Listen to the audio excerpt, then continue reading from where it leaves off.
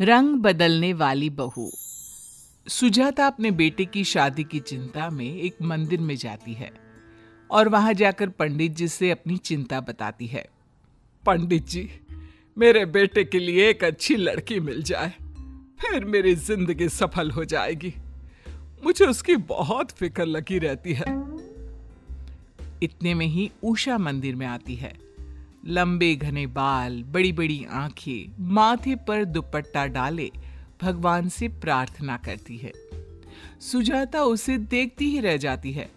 ये देखकर पंडित जी कहते हैं, अरे लीजिए, भगवान ने आपकी सुन ली। अब आपकी सारी चिंता दूर हो जाएगी।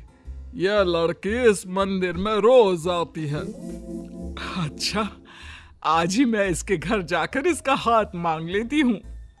सुजाता पंडित जी के साथ उषा के घर जाती है और विशाल और उषा का रिश्ता तय हो जाता है।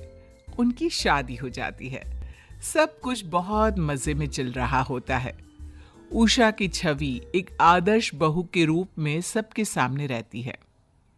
सुबह जल्दी उठकर वो घर के सारे कामकाज निपटाकर मंदिर चली जाती और पूरा दिन साड़ी में एक बहुत अच्छी बहू की तरह बिताती।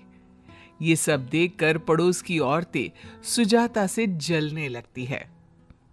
ये सुजाता की किस्मत तो देखो, लगता है पिछले जन्म में इसने सोना दान किया होगा। एक हमारी किस्मत है, लगता है किसी को कोयला दिया होगा। हमारी बहुओं की जबान के आगे कैंची की धार भी कम पड़ती है। सुजाता दुनिया भर में उषा की तारीफ करती नहीं थकती और पहले से और भी ज्यादा इतरा कर चलने लगती है। एक रोज सुजाता अपनी पड़ोसन संगीता के यहाँ जाती है और उसकी बहू को देखकर कहती है, ये तेरी बहू कैसी है? ना रूप की ना रंग की, फिर भी कोई काम नहीं करती। और एक मेरी बहू है जो इतनी सुंदर है कि सुंदर सा चांद भी उसके आगे फीका पड़ जाए, और काम तो हवा की तरह करती है। तेरे जैसी बहू तो भगवान दुश्मनों को भी ना दे। भाग्य फूटे हैं तेरे। अरे क्या करूं, अब तो मुझे इसकी आदत हो गई है। कच्चा पक्का जो खिला दे वो खा लेती हूँ। सुजाता अपने घर चली जाती है, लेकिन सुजाता के तानों से संगीता को अंदर ही अंदर गुस्सा आने लगता है और वो सोचती है, सुंदर बहू आ गई तो बड़ा घमंड आ गया इसे। भगवान करे वो भाग जाए, तब जाके इसके मुंह पर कालिक लगेगी। एक रोज संगीता अपनी बहन के घर उसकी बेटी की शादी में जाती है। वहां पहुंचकर वो देखती है कि उषा छोटे छोटे कपड़ों में उनके यहाँ बैचलर पार्टी कर रही है। ये देखकर उसके होश उड़ जाते हैं। कहीं मेरी आंखें धोखा तो नहीं खा रही है?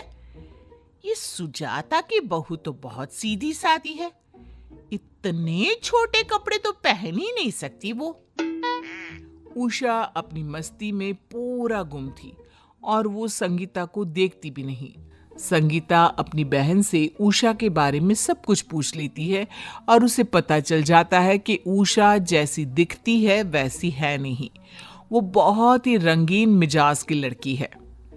अच्छा, मतलब ये अपने भोले भाले रूप से सबको चकमा दे रही है। अब आएगा मजा जब सुजाता को इसके असली रूप के बारे में पता चलेगा।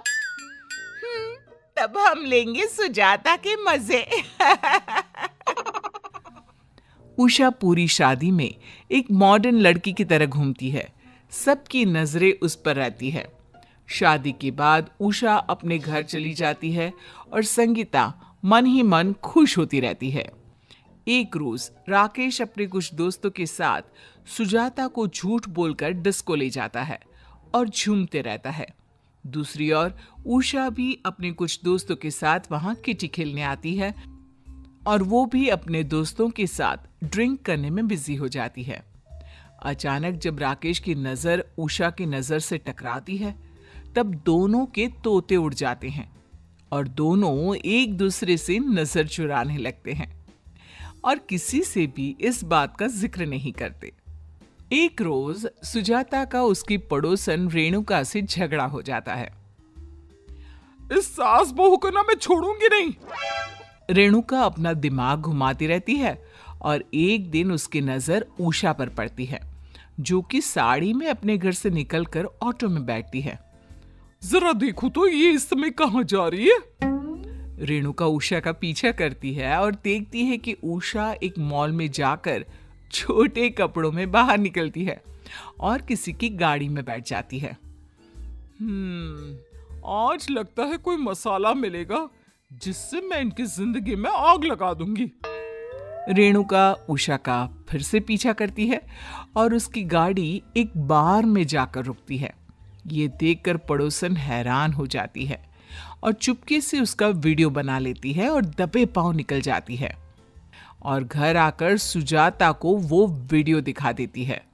देख ले अपनी बहू की करतूतें, देखने में ही सीधी लगती है, बस सती सावित्री बनी फिरती है सबके सामने, लेकिन ये इसका असली रूप है। गिरगिट के भी रंग इतने नहीं हैं जितने तेरे बहू के हैं। अरे नहीं, ऐसा नहीं हो सकता। अच्छा नहीं हो सकता तो खुद ही अगले हफ्ते वहां चल मेरे साथ और उसे रंगे हाथ पकड़ लेना। अरे मुझे मेरी बहू पर पूरा भरोसा है, लेकिन तेरा मुंह बंद करवाने के लिए मैं तेरे साथ चलूंगी, ताकि दोबारा मेरी बहू के बारे में कोई बोलने से पहले 100 बार सोच ले।